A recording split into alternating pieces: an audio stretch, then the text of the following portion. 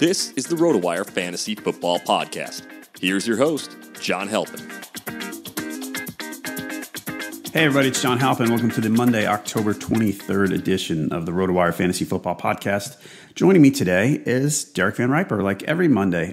Derek skipped due to slight illnesses, let's say. Just not wanting to get even sicker. Derek skipped the Packers game, didn't go to Lambeau, but you watched the game from Lambeau. So Brett Hundley, I mean, he ran for a touchdown, but real life-wise, that couldn't have been inspiring.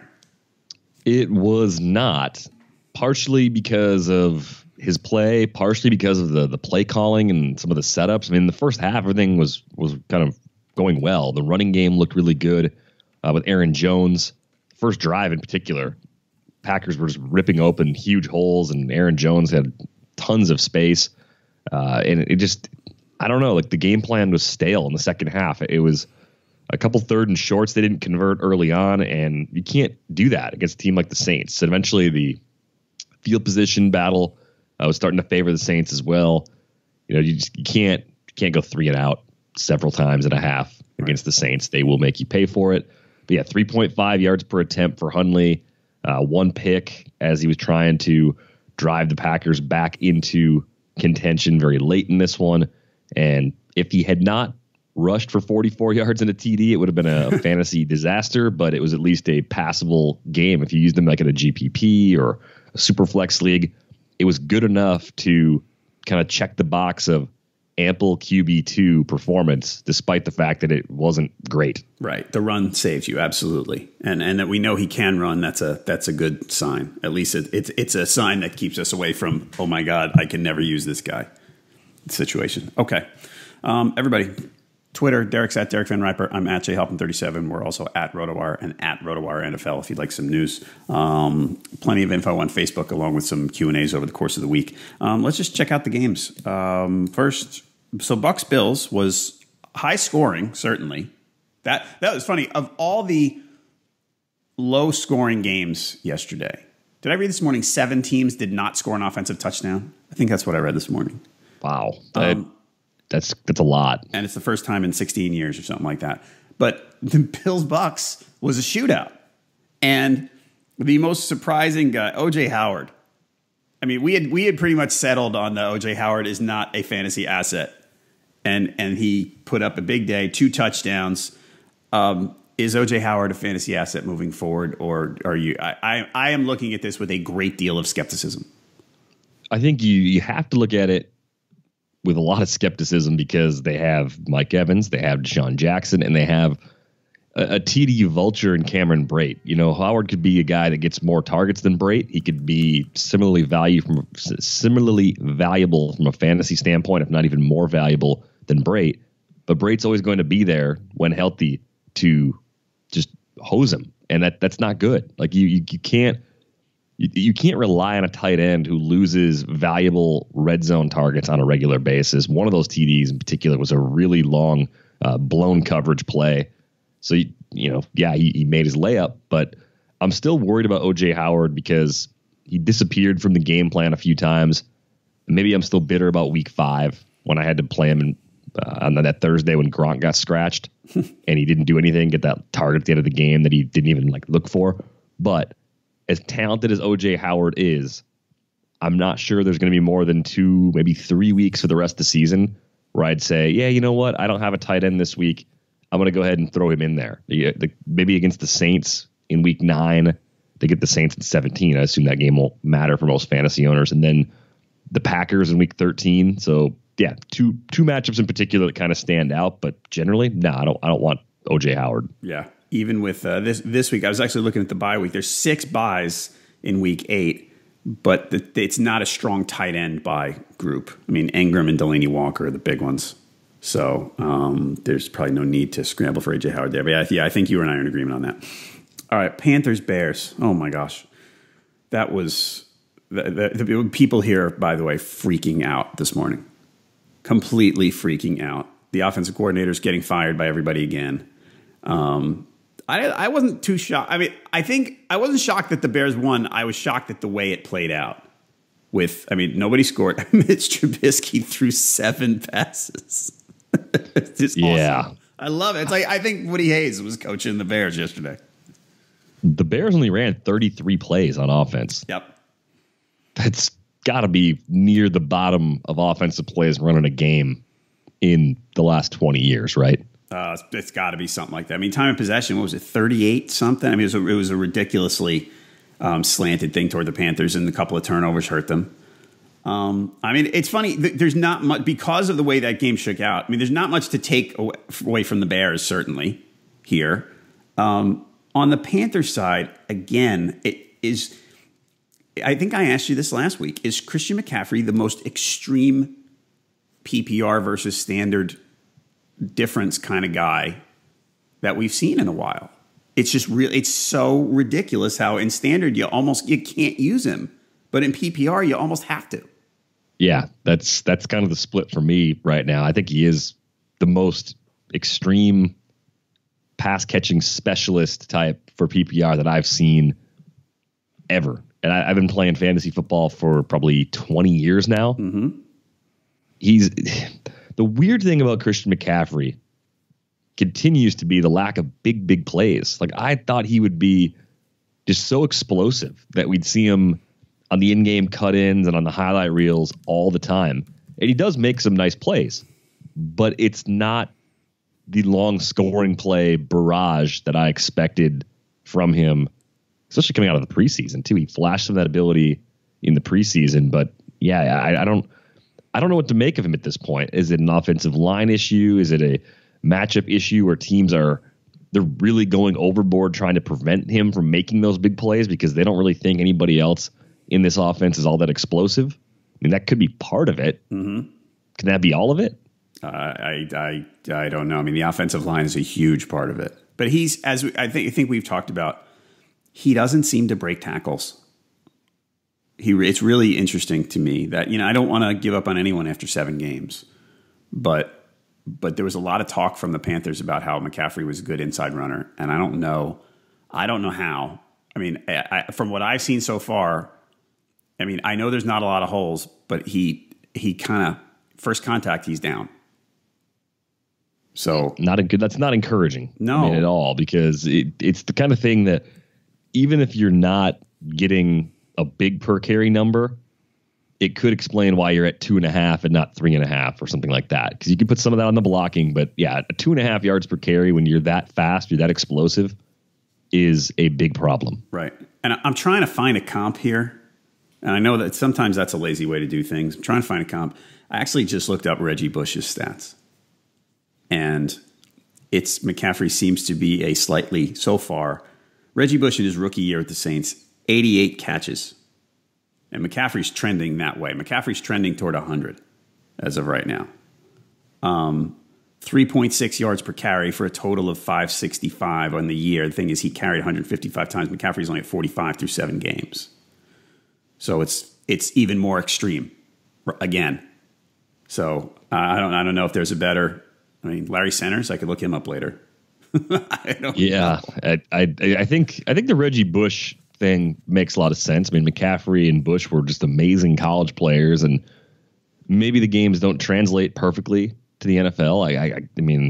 I kind of bought into what the Panthers were saying because I also bought into what our buddy Scott Jenstead was saying. I mean, Scott's a Stanford guy. He watched, I think, every one of McCaffrey's games in college, and he was sold on him as a runner too. And I don't think that was a homer call. I think it was a legitimate, hey, this guy's better than people think. So maybe it's a buy low window, especially in non-PPR. I think in PPR you'd have a hard time prying him away because the floor of like 8 to 10 points from your second running back every week is pretty nice, actually. It's really nice. Yeah, it was funny. People were asking about him yesterday. I said it's the same thing. In PPR, he's a must because you have a 10, 11 point floor.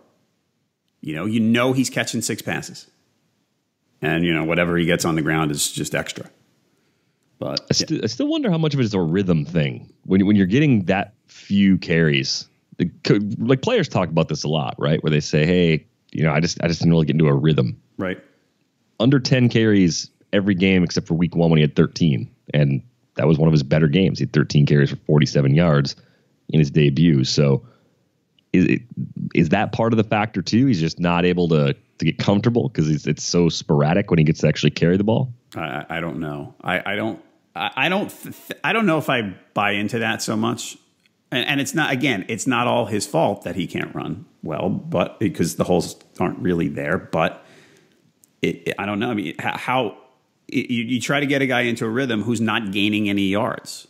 How much do you give that? Because basically what you're saying is you're waiting for the 22-yard carry, or hopefully the 60-yard one. But you're waiting for the 20-yard carry at the expense of going 2 yards a pop for 6, 7, 8 times. That's a tough way to go. It really is. And you can have a lot of unsuccessful drives. You can put the other team in a good position. If you're going 3 and out deep in your own territory and punting and giving the other team the ball near midfield, that is a problem from a real life standpoint. And coaches aren't going to give you those opportunities anymore. If it takes you 15 carries to get the 1 for 20 plus, that might not be a good enough success rate for the coaches to keep going back to you if everything else is 2 yards or less. Right. And again, they seem to run well enough early. And I don't know if the correlation of when they slowed down was when Ryan Khalil got hurt. I'd have to look at the play-by-play. I mean, it seemed that way. Hopefully he's okay after aggravating his neck again. But that team's a little bit of a I don't know what to do with them. They're very confusing. Titans, Browns. I don't know. Another one. Fantasy-wise, I don't know why. I mean, we're talking about it because we usually talk about every game. There's really not much to talk about. I think one thing, we talked about Eric Decker. That Delaney Walker, we weren't sure if he was going to play, and he did. And he had a decent day, but then he sprained his ankle. We talked about Eric Decker last week, and Eric Decker, we got nothing. Can we trust any Titans wide receiver? Not really. No. I mean, this was a good matchup, too, where you thought they could pick on the Cleveland secondary. Mariota didn't make any big mistakes. He didn't throw any picks, but he was averaging 6 yards per attempt. I mean, that's just awful. Right. I thought there was a chance DeMarco Murray would sit. He didn't. He was better than Derrick Henry on a per carry basis. It was 18-13 on the split. This was a bad game. I mean, understandably so. A 12-9 game in Cleveland is just horrible from all measures. All field goals for the scoring. I mean, that's just the worst. Let's circle back to the Panthers for a second. Okay. I was feeling pretty good about Cam a couple weeks ago. Do you just write this off to the Bears defense being maybe better than everybody's been giving them credit for? Do you think there is some dysfunction with the Carolina offense as a whole? I mean, he had 50 rushing yards, which goes a long way towards helping you when you don't throw a TD pass. But 6.2 yards per attempt. He was sacked 5 times, had the 2 picks, no passing TDs. Is everything still okay with Cam Newton? I think it is. I mean, he's going to have inconsistent. I think the Bears, yes to almost everything you said. I think the Bears defense is better than people are giving him credit for. And I think Cam's going to, passing wise, I think they're going to be up and down games. I think because the line doesn't help him and he's under a lot of pressure. I don't want to take all the blame off him because he throws some. I mean, that pass, the one interception to Trevathan was terrible. Not sure that the one to Benjamin that got tipped up in the air wasn't his fault too.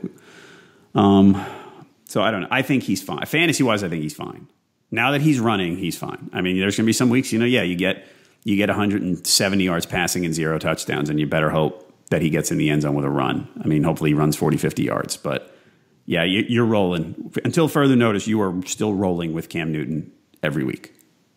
Fair enough. I mean, yeah, Eddie Jackson had 2 TDs defensively for the Bears in this one. That was just pretty amazing performance, actually. Right. And the one, I mean, the second tip, I mean, basically the one went straight up in the air and landed into his hands. You know what I mean? Yeah, I don't. The pass wasn't a good one, but it was kind of a lucky play too. Yeah, what a weird game. All right. Otherwise, the Browns. I don't even know what they're doing at quarterback. I guess we'll figure it out. That's something. Who knows from week to week? I don't know that it matters at all. At Saints and Packers. So we talked about Brett Hundley. Aaron Jones. I mean, took over. He took over. Is this a Ty Montgomery? Is this a cut Ty Montgomery situation? No, I mean, I don't think so. They're on bye in week 8. He had that rib injury, and I was surprised he played last week. And you have to wonder, did he just come out of that game really sore, banged up? That game against Minnesota. Did the coaching staff or the training staff pad him up, put him out there. Again, it's more of a pain tolerance thing with the ribs, but did he just feel so crappy after playing? They said, you know what? We don't want to have to go to Jamal Williams as our backup. So you're going to be the backup today. We're going to run Jones. I mean, Jones was in there on that first series, I think, for every single snap. So if there's not a health component to Montgomery playing less this week, then the Jones takeover has happened. But I do think there is a health element with the bye looming in week 8. I could be wrong about that. I looked at the ownership rate on FanDuel. I think Aaron Jones was under 1% owned in the $1 million rush. And some idiot that I know paired Brett Hundley with Ty Montgomery in a tournament lineup, thinking, hey, it's wet, it's rainy, everything's going to be on the ground. If they do throw reasonably well, I could have a bunch of money for Dez and Julio and AJ Green, and it'll all work out. And if I'd done that with Aaron Jones, it might have been okay. Right. But yeah, I didn't quite see that coming. I don't think there was a lot of warning with that, because if you remember last week in Minnesota, things were pretty close to even as far as how they were being used. Right. Absolutely. And you may have something there. And if Ty Montgomery, they've got week 8 off. So maybe we'll revisit this, and maybe the Packers will revisit this for us leading into week 9 and tell us, hey, Montgomery was a little banged up and needed some time to refresh, and now he's full strength. And then maybe we're back to a split. Jags Colts. I think the biggest thing I want to caution people about Jags Colts. So, and you noted this, I think, on Friday. So Fournette didn't play. The Ivory got more work, but TJ Yeldon wound up putting up some decent fantasy numbers. He went 9 for 122. For the, of course, of a huge touchdown run. Yeah, but they're off in week 8 as well. Fournette should be fine. Please, folks, don't go chasing these Jaguars running backs this week. Right? Never chase TJ Yeldon ever. I mean, I did that a lot last year, by the way. I may have gone my entire career without having TJ Yeldon on a team. I might have avoided that. I'd have to look back at every one to be sure, but he just never was one of my guys, partially because the team was so bad, partially because the skills just seemed a little suspect. But yeah, he looked really good yesterday against the Colts, and I know with Andrew Luck out, things are different. But if Andrew Luck were there, Chuck Pagano would still be seemingly overmatched week to week. And he didn't build this roster, and the front office is a disaster. This is a bad organization. Yep. Like, think about this organization without Peyton Manning and Andrew Luck, without first overall pick quarterbacks. What would the last 20 years have really looked like for the Colts? Bad. Really bad. Just like league average quarterbacks, like Flacco types. Well, that's Flacco like 2 years ago types. I think we would have been looking. I'm trying to think of a franchise. Chargers? Worse than that. Okay. I mean, like a team that's rarely in playoff contention, is very hard to watch, and has seemingly no future. Well, until last year or 2 years ago, I think we could have said Buccaneers. Yeah, I mean, maybe the pre-Jameis Bucks could be like that, kind of like the Bears, actually. Yeah. Like the Bears, like throughout my lifetime, the Super Bowl Shuffle Bears were when I was like a really little kid, so I know of them. I didn't really watch them at the time because I was 3, but the Bears in my lifetime, the Super Bowl they went to, it's amazing. That's the one the Colts won with Peyton Manning. Right. They've at best had this opportunistic defense, or even a good defense at times that can shut people down. Special teams like Devin Hester, kind of stuff like that. Never really good quarterback play. Never a team you were ever excited to watch. Ever. Like I know a lot of people who are Bears fans, and I always kind of wonder, like, how do you get yourself like in a mental state to turn the game on and watch it start to finish? Like, this is your team, and how do you still support this? It's such a proud organization with a rich history and a cool stadium, and there's all sorts of great things about the Bears, like as a franchise, but as an actual product, one of the least watchable teams in the NFL in my lifetime. Maybe the least watchable, save the Browns. The Browns are like in a tier of futility all by themselves. Absolutely agree with that. Yeah, but that's part of it, is that the legacy franchises get more rope from their fans. You know, the other ones, I mean, down here where I am, if the Panthers are bad, people just won't, they just won't go. They're a little better now, but I mean, they just would. And the Bears fans, like, you know, hey, my family's been doing this for 80 years, so I'm going. Right, And it's also a little different now because you've got more options at home. Your TVs are better. You can sell your tickets online, all that stuff. But there's, you know, I think franchises like that. I mean, if the Packers were bad, you'd still have more people showing up than if let's say the Chargers, for instance. I think tickets were under $10 for this game. On the ESPN scoreboard, they show you there's like a link to buy tickets and everything. Under $10 for a conference home game.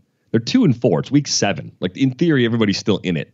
Yep. And that they couldn't give tickets away. And I think, in the case of the Bears, the Packers, the Steelers, when those teams are down, people do still show up. But anyway, I think the Colts, they had Manning and they have Luck, so they've been able to compete and hang around, and they even got a Super Bowl. But they don't seem to do a lot of other things right, and it's worse now. I mean, there was a run with Manning where some of the supporting cast players were actually very good. Yep. But pre-Manning, they were awful, and there were times with Manning where you kind of felt like they should win more, and the teams they put around Andrew Luck have been mostly bad. Yeah, agreed. It's a shame because that's too bad. And Andrew Luck, and we're never. I don't know, not never. It's hard for us to know the answer. Is Andrew Luck the quarterback he was cracked up to be? Because the last 2 years the injuries have hurt, and we're not sure how much better he's going to get. You know, he seemed to hit a ceiling that we thought was a little lower than expected, right? So, and we're not sure what he's going to be, if he's ever going to be the top tier, superstar that we kind of hoped he'd be when he came out. And part of it, there's so many variables. The offensive line always seems like it's like a bottom 5 offensive line, or it's just hurt. So then he's dealing with just no protection most of the time. It's kind of T.Y. Hilton or bust for them in the passing game for the last couple of years. I mean, we've had high expectations for Dante Moncrief. Those have gone largely unmet. And they haven't had a great running back in a while. I mean, as amazing as Frank Gore's durability and longevity really are. I mean, we probably in the general conversation about football players just underrate the guys that hang around and can still do it at that age. But he's not the kind of guy that makes your offense better at this point. Right. So while I completely respect the fact that he can still play in the NFL at an age where most players are 5 years out of the league, that's not good for the team, for the product, for Andrew Luck, for anybody. So, I mean, like the offensive line issues. The Jags have a good defense. Jacoby Brissett was sacked 10 times yesterday. Right. How many times would Andrew Luck have been sacked behind that line? At least 5, right? Oh, yeah. Lots. Yep. I mean, at least 5, maybe 7 or 8. You can't put more than a few of those on Brissett's lack of experience. Nope. And Jacksonville's very good on that side of the ball. So, all right. So basically, on the other stuff in the Jags in this game, the receivers did well, but it was against the Colts, and against the Colts in a game where the Jags didn't have Fournette, so maybe they're throwing a little more. Even 26 attempts, maybe a little more than they would with Fournette in a game like that. I mean, is there any actionable fantasy intelligence from this game? I don't think there is. No, I don't think much has changed. I mean, I think the only real question you have, if Fournette gets hurt again, did Yeldon do enough to carve out more of a timeshare and carries in future weeks?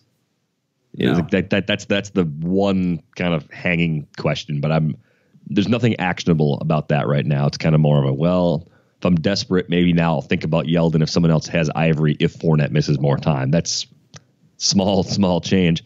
The other thing about this, I guess, looking at Allen Hurns going over 100 yards for the first time this season, 8 targets, I still don't really trust Hurns, even though I think he's a pretty good player, because I don't trust Blake Bortles. I mean, you look at the target volumes, going back to week 3 for Hurns, he scored against the Ravens in this game where he had 3 targets, 310, 338. Yep.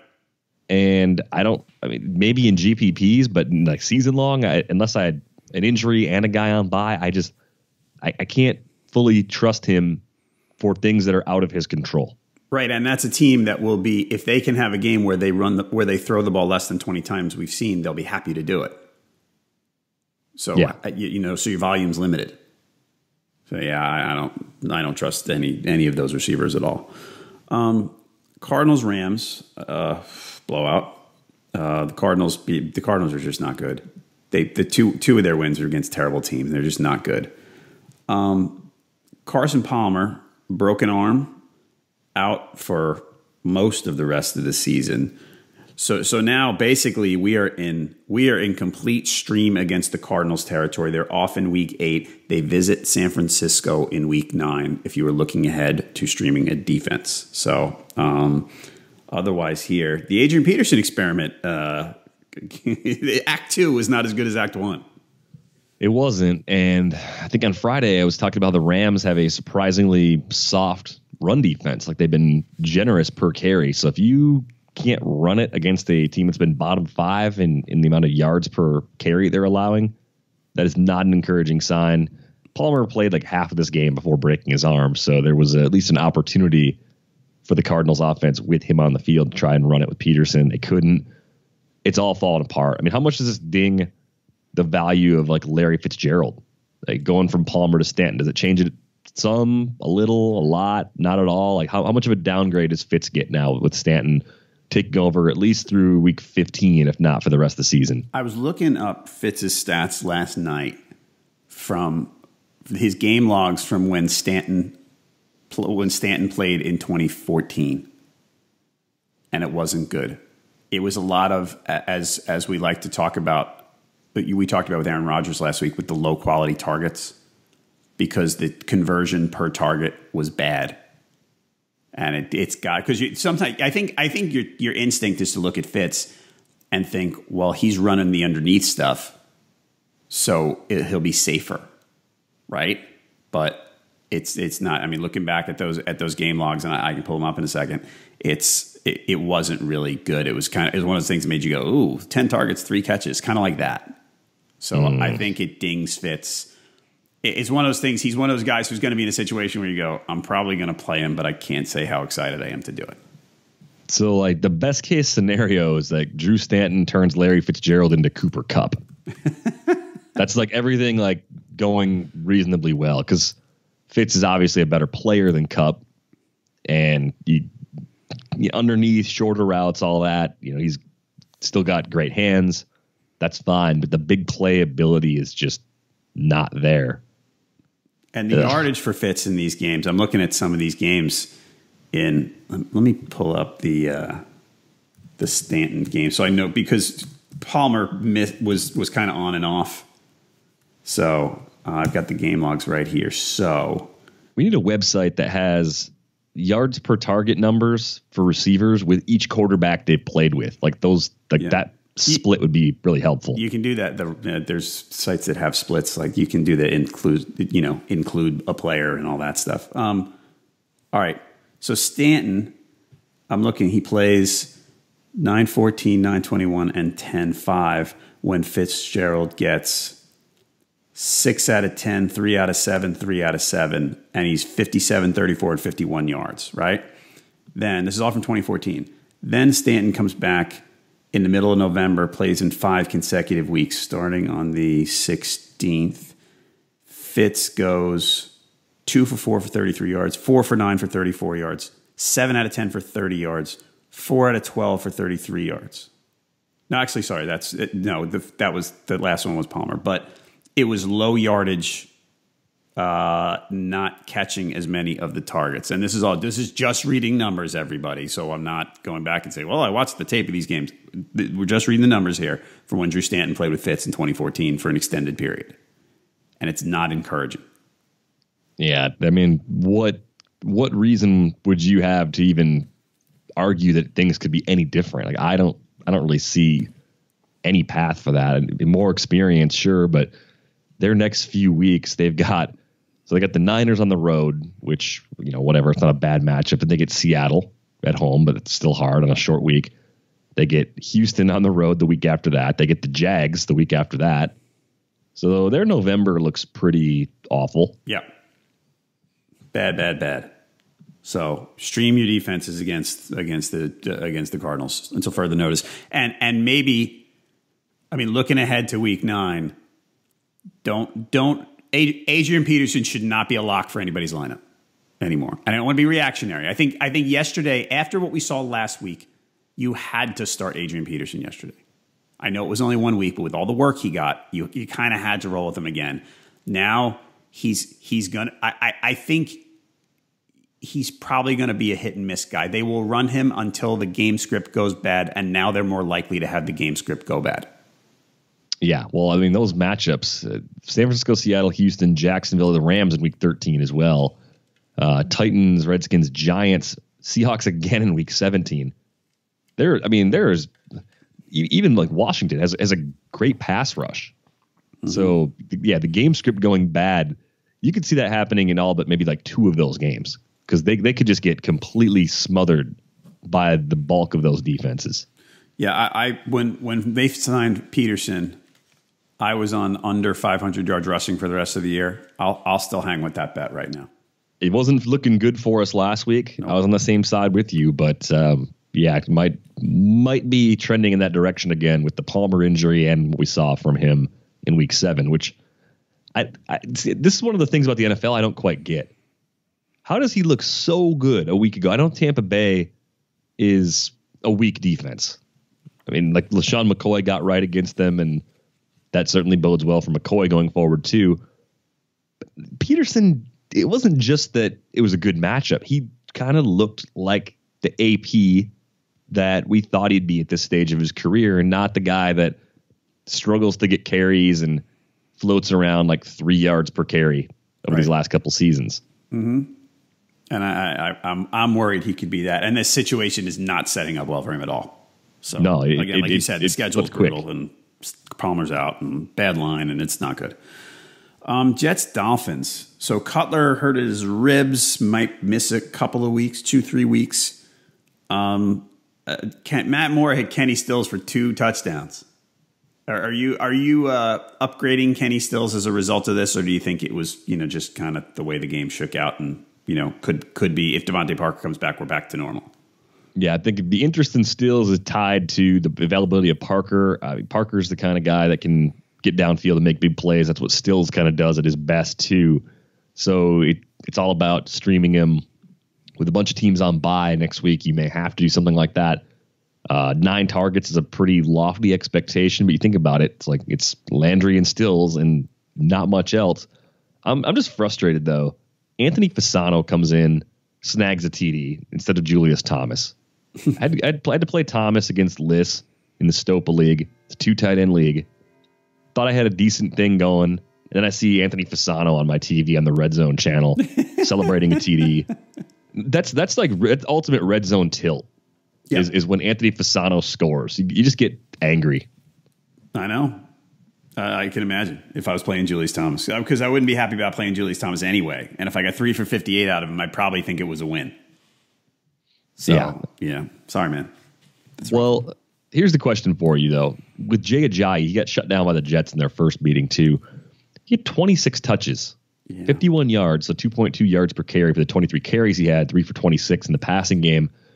Their offensive coordinator said because he's missing time during the week, preventative maintenance for his knee, that might be holding him back in the passing game. And 8.7 yards per catch seems fine to me, but would they benefit from, instead of giving him 26 touches, just giving him like 20, 18 or 20? Would he be better with a little less over the course of what's left of this season? Are they wearing him down? Like, despite their effort to reduce the wear and tear on his legs, and remember, they had to have that week 1 bye because the game in week 1 had to be rescheduled with the hurricane. Is that something if you're a Jay Ajayi owner, you're kind of concerned about? Like, he's already having some per carry problems, and the workload's so heavy that he's going to keep playing week in and week out, and it's not going to feel any better as the season goes on. He's only going to feel worse. I don't know. I mean, last week he had 130 yards, so I don't know. I mean, maybe they wear him down, but what else are you going to do? You have the passing game weapon. You have the receivers anyway. I don't know if you have the quarterback to deliver, but Okay. I mean, I don't think they're going to do that. I think they're going to ride him as much as they can. And whether he'd be better with 20 instead of 25, I don't know. I don't know if I buy that. He still hasn't scored yet this season, which is kind of surprising. Yeah, that's very weird. He's McCoying right now. Thursday at Baltimore. So a short week for a guy that already has a knee problem. I'm saying this knowing full well I could look like an idiot, but that looks like a spot where I don't think you can sit Jay Ajayi because he's getting too many carries. Absolutely not. You're right. But you go into week 8 with some pessimism about what his output might look like in that road environment on a short week. Right. And then he's got the long layoff, air quotes, before the Raiders, Monday night game against the Panthers, and then the Bucks. So schedule's not horrible, but the short week for him right now, it seems like it's coming at a kind of a bad time. I think you're probably right. All right, everybody. Buying tickets can be complicated and confusing, but there's a better way to buy with SeatGeek. SeatGeek is the smartest, easiest way to get tickets to every game all season long. Whether you're planning a day out with friends, searching for a last-minute deal, or buying a gift for a loved one, SeatGeek helps you find the best seats at the best prices, fully guaranteed. Nothing beats being there in person for the biggest plays of the year, and SeatGeek will get you closer to the action for a great value. I've got the SeatGeek app on my phone. I'm telling you, it's by far the easiest way I found to shop for tickets. I can be anywhere. With just a few taps, I can instantly find seats. I need to get to Hornets soon. I need to go see Dwight Howard play for the Hornets. I'm going to use SeatGeek for that. I thought you were going to say you need to go see Frank Kaminsky. I do not need to go see Frank Kaminsky. Much as Frank seems to be an interesting guy, and he's a good Twitter follower, and he's funny. I don't know that I want to pay to go see him play. I mean, I'll watch him, but yeah, Dwight Howard. He's playing. He's getting rebounds. I'll say that. I'll tell you, the guy I really want to go see in person, who I saw last year, was Giannis. When the Bucks come to town, I don't know when the Bucks come to town, but I'm going to be there. I don't watch every star in the NBA on a regular basis. More of a casual NBA fan at this point. Yep. But Giannis seems like must-see TV when you can watch him. And like I can watch him all the time because he's in market. So if you don't have a league pass, you're kind of stuck when the Bucks get the occasional national game, which they will when they play the Cavs. That'll be a big deal, and maybe a few other games this year. But he just does things that I don't know if I've ever actually seen a player do that before. Right. Like so many times there'll be a drive to the basket, some stuff that it's just like the stride and the length and the athleticism.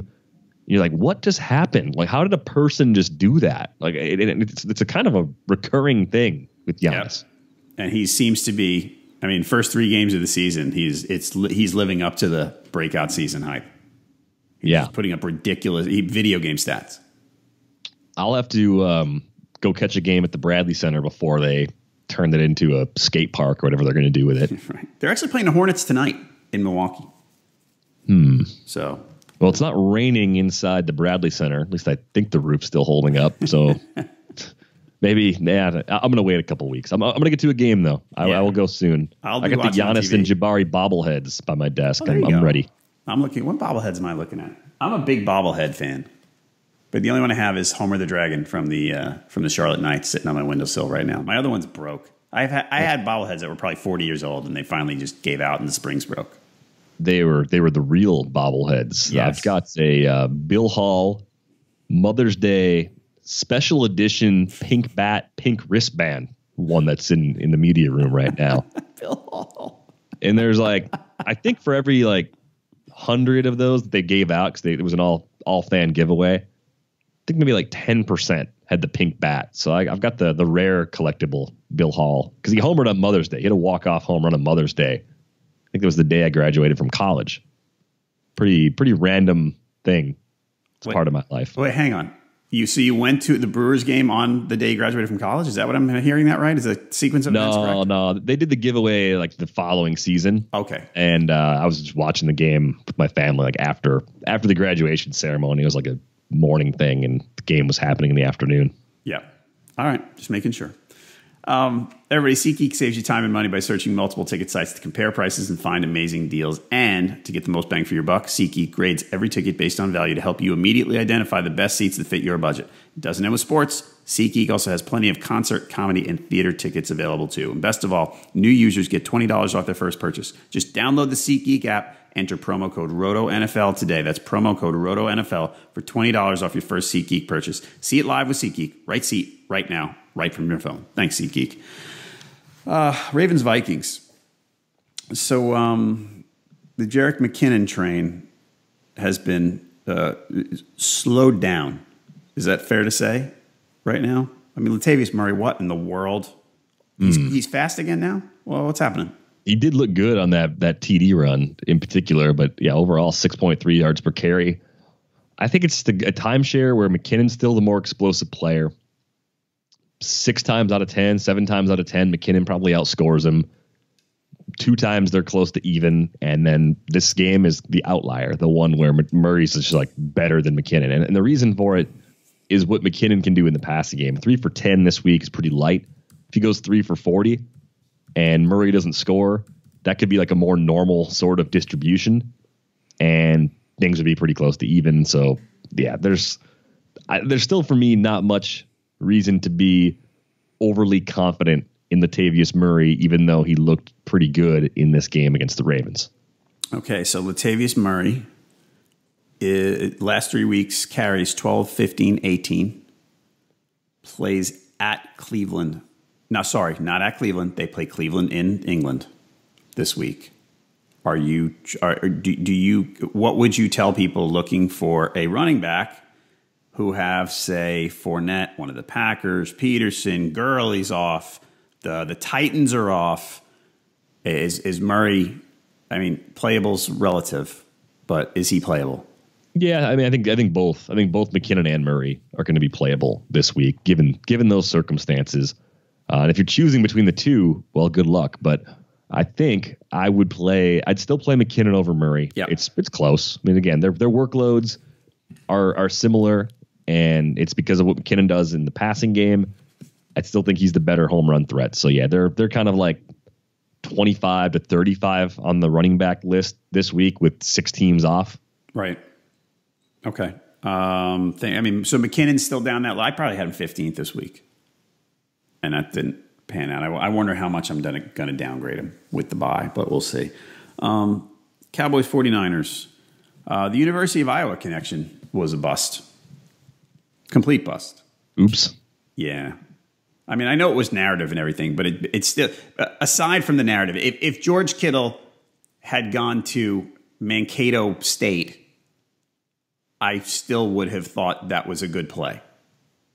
Yes, no, I would have too, because the game script should have been favorable for them to throw it a lot. And if they're going to throw it a lot, Garcon will get his, and then it's wide open as far as Goodwin, Kittle, Taylor, everybody else. Young quarterbacks, inexperienced quarterbacks especially, usually look for their biggest targets. And I expected more from George Kittle as well. Even if it wasn't like a DFS grade play for me, it was a pretty good like mix and match tight end kind of play, and it didn't come through at all. Right. I think that's what disappointed me. It really did, because I figured he would be the number 1 target for Bethard, and that just stunk. And this coming week they play at Philly, so I'm not giving up on George Kittle as my streamer tight end guy. This week might not be the best way to go, but otherwise, the funny thing is, you talk about the game script. I actually thought the 49ers were gonna make this a really good game, and it just didn't. I mean, turnover early didn't help, but the Cowboys just kicked the snot out of them. Yeah, it was a dominant performance. Zeke scored 3 times, over 200 yards from scrimmage. Dak had 3 touchdown passes, the one to Zeke, one to Dez, one to Witten. If the Cowboys could draw up their perfect balance for an offensive game plan, this is pretty much it, right? I mean, kind of the skinny tree where everything goes through Zeke and Dez. Witten does his thing in the red zone. They run it well. The only thing that kind of catches my eye in this box score that I'm not really sure if I'm going to do anything about it is Rod Smith getting 8 carries for 61 yards. Yep. Does that mean anything? I mean, he had a 45-yarder in there, so you throw that out and nothing really stands out. But I was under the impression that he's not really an option to carry the ball. I thought it would be Alfred Morris and then eventually Darren McFadden. He continues to be inactive every week, right? Like he's just because he doesn't play special teams or something. So he's not even on the game day roster. We're still at least like a week away from the next phase of the Zeke legal process playing out. So I guess with that kind of hanging in the balance, anything they're doing at running back behind him is worth monitoring. And I just didn't really see Rod Smith factoring in. Right. And just to note, Rod Smith, 4 of Rod Smith's 8 carries were on the final drive of the game when it was 48-10. So they were maybe just rewarding him for maybe, but I agree with you. Good team guy or something. I agreed with you when I saw the box score. I went, oh boy, what is that? Because there have been some people in our business who are going, forget McFadden and Morris. The guy to try to take the flyer on is Rod Smith, and I don't know if I agreed with that because I honestly I don't know what they're going to do when Zeke goes out. And again, it looks like right now, based on legal stuff, Zeke is going to play in week 8. So I don't know. It puts Rod Smith in play a little bit anyway. So we'll see. In those deep leagues where nobody's available and you're like, hey, I've got this fab money and I don't know what to spend it on. You don't spend a lot either. You can just throw like 2% of your budget or 3% of your budget at them. Right. Who knows? If you can hit on that this week before any Zeke suspension gets finalized and pushed through, then you're giving yourself a chance at having something that could help you. And I have no read on what they were going to do now without Zeke. Right. Because I already thought it was McFadden over Morris, and it doesn't seem to be the case unless they've been like going the savvy route and sort of just saving him, because Zeke carries the ball so much that running Morris versus McFadden as a backup doesn't matter. And if you're worried about McFadden breaking, but you think he gives you a better chance to win if you don't have Zeke at all, I also don't think the Cowboys are thinking it through quite that far. I think you might be right. Bengals Steelers. First of all, I would like to point out that my favorite touchdown celebration of the weekend was hide and seek by the Steelers. If you didn't see it, when Juju Smith-Schuster scored, they did a hide and seek in the end zone. Juju closed his eyes. The other guys ran away and hid, and Le'Veon Bell hid behind the goalpost, and Juju looked around and found him and chased him. And I laughed out loud, and that was it. I was happy. I got excited about the Steelers. I liked them more. I liked them 1% more after I saw that celebration. Yeah, that's understandable. I mean, look, the NFL's kind of eased up a little bit on some of the celebrations, which hasn't harmed anyone. It's made the game more entertaining for everyone. But the children, Derek, what do we tell the children about celebrations? It's horrible. Yeah, I mean, like, it's simple, right? If you got a son that plays Pop Warner, so they have rules, and I'm sure if they play hide and seek after they score, they know they're going to get a penalty for it, right? I don't know what the rules are of that. The kids don't celebrate at the Pop Warner field like uncontrollably. They celebrate, yeah. I don't know if scripted celebrations would work, but I don't know. No, but no one in your son's league has pulled the Beckham where they've laid the ball down and then lifted a leg on it, right? No, I have not seen that. Anything like that. No. So 10-year-olds aren't quite that impressionable. Like I know they will do and say things that they hear and see a lot, but not every single thing they see and hear. Yep. Okay. On to the other part, the game part of the game. Joe Mixon owners, yuck. Not good. And this is a game that was not a blowout all the way along, right? I mean, it was, it was fine until halftime. It was a close game at halftime. Joe Mixon, 7 carries. This is, come on. We're 6 games in, Bengals. You got to throw us a bone here, please. He's averaging 7 yards a carry in this game, and they're not giving him the ball more. And Andy Dalton's averaging less than 5 yards per attempt throwing it. Right. Now, I'm not what you would describe as a math guy. Like, I don't have a degree in mathematics, but I do think if you have Joe Mixon on your roster as a fantasy owner, you're really frustrated. If you're the Bengals, what are you thinking? Like, why are you even giving Jeremy Hill 4 carries? I don't care if you have 4 4th and 1 situations. Giving Jeremy Hill 4 carries at this stage is stupid. Stop giving him the ball.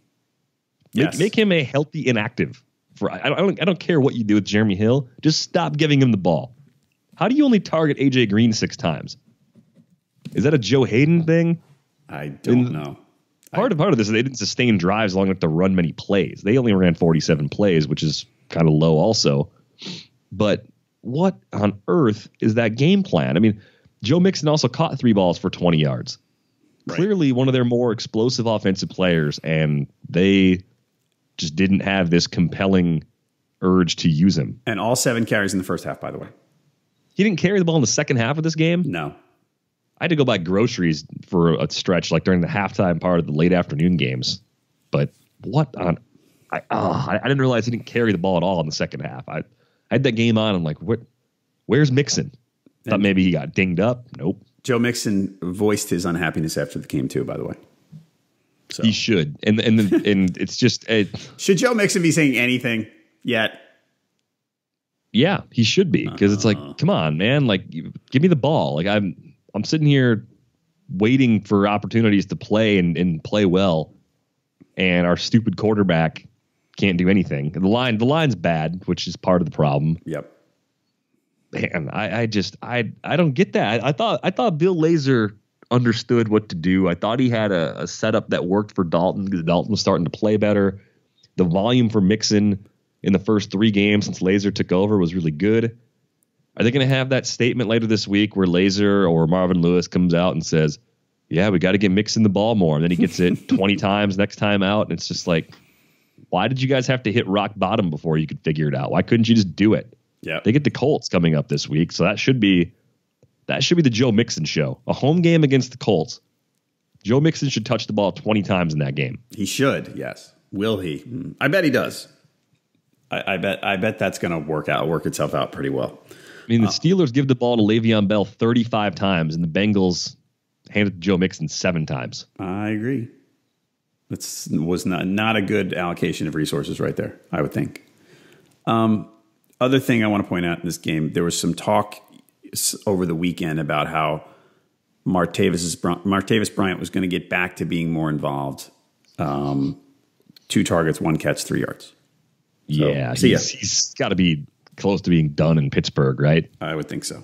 Because you're going to get nothing for him if you don't use him and he just lays out his rookie deal and becomes a free agent. You're going to get nothing. Right. Flip him for a 5th round draft pick or 6th round draft pick, conditional, whatever. I don't care. Get something back. Just move on. Yep. Broncos Chargers. There's nothing. It's funny when I went through the list. I looked at this game. I said, I don't think there's anything to talk about. The Jamal Charles increased carries did not happen. Chargers only got 2 offensive touchdowns because Travis Benjamin had a punt return. I don't know. I mean, boring. Hunter Henry was okay. Melvin Gordon was not so great, but whatever. It was a tough defense. I don't know. Anything? Anything you want to talk? AJ Derby? I don't know. I don't think there's anything to talk about. I thought there was a Tyrell Williams follow-up this year that was going to be good, and coming off a matchup against Denver is the worst time to bring him up, but 1 catch, 11 yards, 1 target. That's kind of surprising. Yeah, Melvin Gordon was pretty quiet. Denver's still a good defense. What happened to the Denver offense? Right. Remember back in the first couple of weeks of the season when Trevor Siemian looked like a steady QB2? Everything looked like it was going to be kind of the same for Denver, where they'd run it well. They'd throw it well enough. I mean, not having Emmanuel Sanders is a big deal. You talked about the Chargers on Friday as a team that you saw is still being capable of making the playoffs. This was certainly a big step in that direction. But I think the bigger story than the Chargers is just the Broncos and where they're at right now. I mean, losing to the Giants at home last week, getting shut out by the Chargers, 2 things I didn't see coming at all. I didn't see them being this bad. But I think the last 4 games are more representative than the first 2 of what the Broncos offense should probably be. It shouldn't be that good. I don't think. Are they going to make a change? Are they going to go to Paxton Lynch at some point? Is he doing anything? Is he ready? I don't know. I don't think so. Well, I mean, at some point, why not, right? But I mean, people say that about a lot of guys. You say, why not? And I haven't seen practice, so I don't know what Paxton Lynch is doing. He's still hurt. He's still got that shoulder injury, so maybe that's part of it. So, but even if when he is ready, we don't know how capable he is. They might be at the point 1.5 years in where they're like, he can't play. I don't know. So, all right. Seahawks, Giants. The Rawls Lacy split was Procise didn't play. We thought he was going to, and he didn't. The Rawls Lacy split was back against a tough defense, and neither one of them did much. It's another one. I mean, Russell Wilson had a nice game. And, they capitalized on a turnover, and he hit a quick long touchdown, and he had. I feel like this passing offense has turned a corner. Is that fair? Do you think? Yeah, I think so. I mean, I think Doug Baldwin's kind of underrated. Jimmy Graham's getting it going after a really slow start, and then the role guys like Lockett and Richardson can make the occasional contribution. This time it was Richardson finding the end zone for one of the three that Wilson threw. And you started Tyler Lockett somewhere, by the way. Yes, I did, because Jeremy Maclin ended up being inactive, and I didn't play Seth DeValve in the fishbowl, but I played Tavon Austin in the fishbowl, which is that's an all name sort of play. Like you don't realize how bad Tavon Austin actually is in your lineup until you have to put him there. Right. If you can think in your head, you're like, oh yeah, Tavon Austin, like he was a top 10 pick once, and I see him score sometimes. Tavon Austin's touched the ball 32 times in 7 games. He's averaging like, I don't know, 5 yards per catch, like 2.8 yards per target. He's really, really bad. I had him on my team in that league too. He's a cut in the fishbowl, I think. Yeah, I think I cut him in probably week 3. I mean, to say a player is a cut in the fishbowl when he's not on IR is really, really harsh, but actually a good indication of a player that has pretty much 0 fantasy value. And by the way, in that league this week, I'm sorry, everybody. I know I always say no one cares about your own fantasy team except you or Derek and I, because that's our job. But I have to talk about one of mine. In that league, I have 133 points with Wentz going tonight, and I'm getting destroyed. Completely destroyed. The guy I'm playing had Zeke, Russell Wilson, Jameis, Kenny Stills, Jimmy Graham. He has 187 points, and he still has Josh Doxson to play. Well, that's pretty bad as far as getting smashed goes. My team actually ends up being pretty good most weeks because I went quarterback from the end of the first round at the 1-2 turn. Right. And it's a league where you can start 2. So I was surprised. I was very surprised that Breeze and Brady were both there at the end of the first round. I wondered how many people in my league hadn't quite noticed the super flex situation of the league yet. Right. Cause I to get both was really, I didn't think either one would be there, and they were both there. So that goes a long way. The first down thing I'm still getting used to. Evan Ingram's been great. Yeah, he scored in that game against Seattle.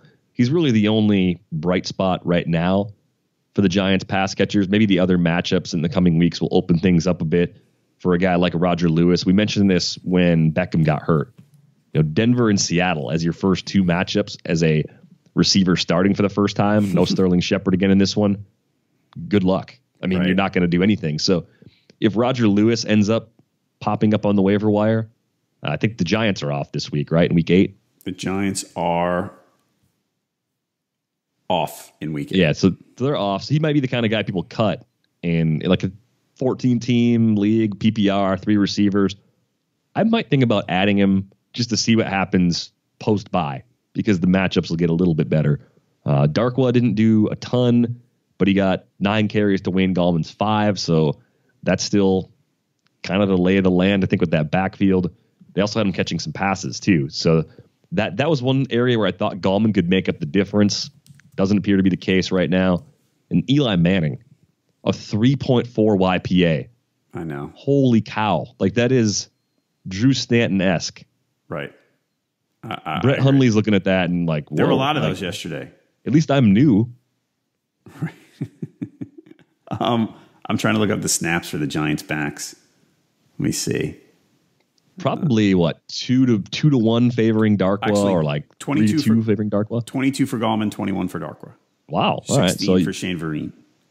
Yeah, that's the best. The best thing is when you have 3 and you can't trust any of them. Yeah. I mean, usually that's the case because they're just chopping up the workload so much. But the rare like goofy timeshare that's terrible that isn't actually terrible is the Patriots. Like they're somehow like you feel okay using Patriots running backs, even though you don't feel very good about the volume your player might get in any given week. Yep. Speaking of the Patriots snap count, the running backs, let's see. Come on, guys. So it is, where is it, for crying out loud? I'm sorry. I had it, and now it's gone. No, it was here. I know it was. Here it is. Was it Dion Lewis? Because he let him in carries. Dion Lewis, 26. James White, 23. Mike Gillislee, 13. Rex Burkhead, 13. So Dion Lewis was the producer of the group, certainly. 13 carries for 76 yards. That's a nice game. Rex Burkhead, Gillislee ran well. Rex Burkhead worked his way into the mix. Dion Lewis is your man now. Dion Lewis, are you counseling people to pick up Dion Lewis this week? Yeah, I mean, I think he's gone, and it seems like a lot of leagues, but maybe like in the 10-team leagues, he's still out there. He's not going to catch a ton of passes because James White keeps doing that. Right. Like scored in this game. Didn't have quite the monster game I was hoping for, but for the low salary that he had on DFS sites, he was at least good enough by finding the end zone. Amendola was kind of quiet in this one. Gronk had at least one offensive pass interference call that took away a catch in this game. So he was a little bit quiet. Chris Hogan, it looked like may have suffered a concussion. I don't know if they ever had a report on that or if he went back into the game. I'd be kind of surprised if he didn't pop up on the injury report early in the week, just based on what was happening late in that game. But the story for me with the Patriots is really more like, did they fix their defense, or does Atlanta just truly lack something that they had a year ago? I mean, some of it was the play calling. They had that 4th and 1 play where they ran Gabriel across the formation. That seemed to be a little bit weird to me, like trying to run a sort of gimmicky play in that situation. Throwing to Mohamed Sanu in situations where you might want to throw to Julio Jones is kind of weird.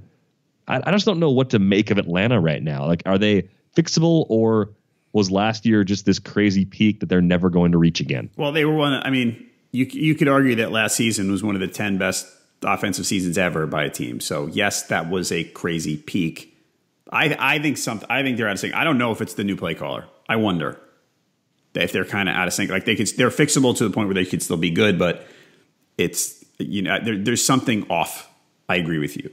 With that said, I do think the Patriots probably did some work to fix their defense so successfully at this point. I think they're going to be their typical, it's so funny. It was so cliche a few weeks ago to say, it's the Patriots, they'll figure it out. But it's the Patriots, and they're probably figuring it out. Yeah, it's crazy because they looked horrible. So if they're at least going to be a competent defense, they become a team you don't necessarily pick on every single week the way we might have, throughout these first 5 to 6 games. All right, but on the backfield front, if you're picking up Dion Lewis now, and by the way, he is owned on Yahoo, he's owned in 29% of leagues. So if you want him, you can, in a lot of cases, you can go get him. Don't you just look at Dion Lewis and say, he's a ticking time bomb? Is that unfair? Is that lazy analysis? Don't you always think something's going to happen to Dion Lewis? I guess. I mean, I expect every player in the NFL to get hurt on every play. So with Lewis, he's got the best coaching staff possible that mixes and matches personnel in a way that gives everybody the best possible chance to succeed. And built into that, it seems like with the running backs, as much as they move the workload around, I think that keeps guys fresh. I think that makes guys more effective. And Lewis has been really good after contact this year, kind of the opposite of Christian McCaffrey.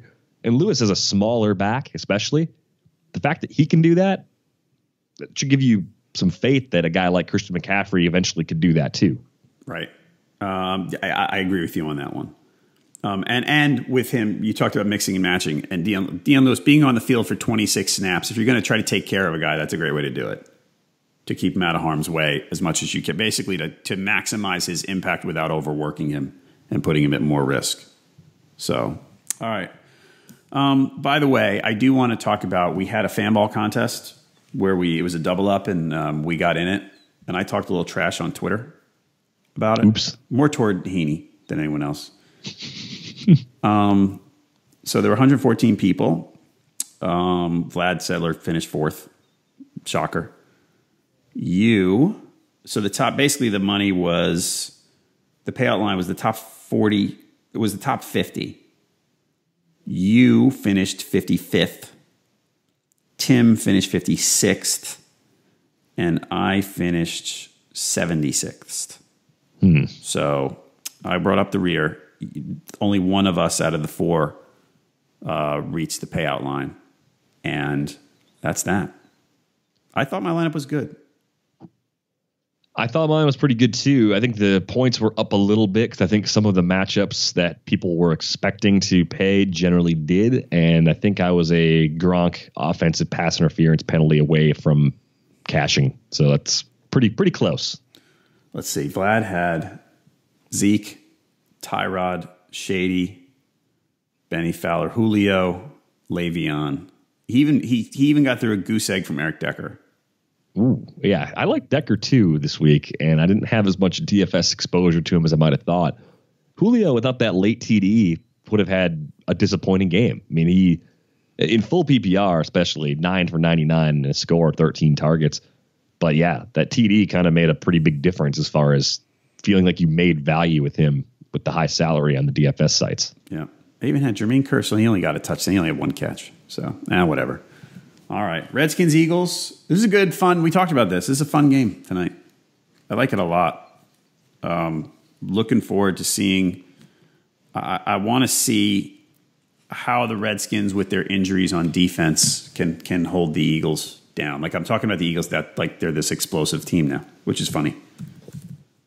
They've played really well lately. I mean, they've won 4 in a row entering this matchup. Carson Wentz looks legit at this point. I know Browns fans are wondering, how would our lives be different if we had Carson Wentz? Like, well, you might have a win or two, but you still don't have a good team, so you have problems. The Eagles, though, you and Tim have talked about this. You and I have talked about this. They seem like they are in control right now of the NFC East. A win tonight would put them even more firmly in the driver's seat. And, the offensive line, we talked about this on Friday. It's the best offensive line in the league based on the Pro Football Focus metrics. That helps Wentz. That helps LeGarrette Blount. That helps Wendell Smallwood. It goes a very long way to have a top-end offensive line.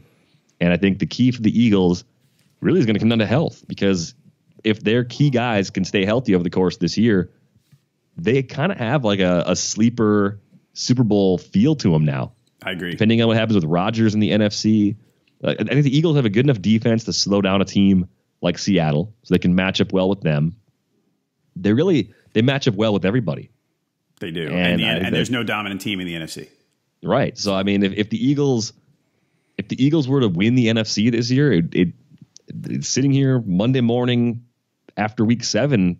That doesn't seem that far fetched. It might have been a pretty bold prediction back in August, but they look good. They do look good. And the guy who's going to run against him tonight, probably we're going to get Rob Kelly back, who, when he played, he was busy enough. So see if he can run against this Eagles front. All right, everybody, listeners to our podcast, get a free 10-day RotoWire trial at rotowire.com/pod. No credit card needed. That lets you check out nearly all the features on our website. Check it out now, rotowire.com/pod. So what do we got going on to help people before Jake and I get on Tuesday's podcast to talk about free agents? Very early in the morning, the Kevin Payne waiver wire article will be up. So if you want to read that, in addition to listening to the pod tomorrow, you'll have that. A lot of player note recaps, of course, popping up on the site. So keep an eye on the news feed at RotoWire NFL if you want to get those just tweeted directly at you. But of course, you can check it out on the site, as you said, rotowire.com/pod. Get a free 10-day trial if you're not currently a subscriber. Andrew Laird's got his Week 7 reactions column up already, too. I think that was up last night. So he works very fast. Yes. You should check that out. That is very fast. My dog made an appearance just now. Do you hear him? He's loud. Yeah. No, yeah. It's a good contribution. Probably an upgrade over the analysis you and I have provided. I lock him in another room, and I still can't get away from him. It's ridiculous. All right, everybody, thanks for the reviews and ratings you've been giving us. Keep them coming. We really appreciate them. Thanks for listening to this edition of the RotoWire Fantasy Football Podcast. Our next episode is going to be coming on Tuesday with free agent targets, so please check back then for more great fantasy football information. For Derek VanRiper and my dog Jake, I'm John Halpin. See you next time.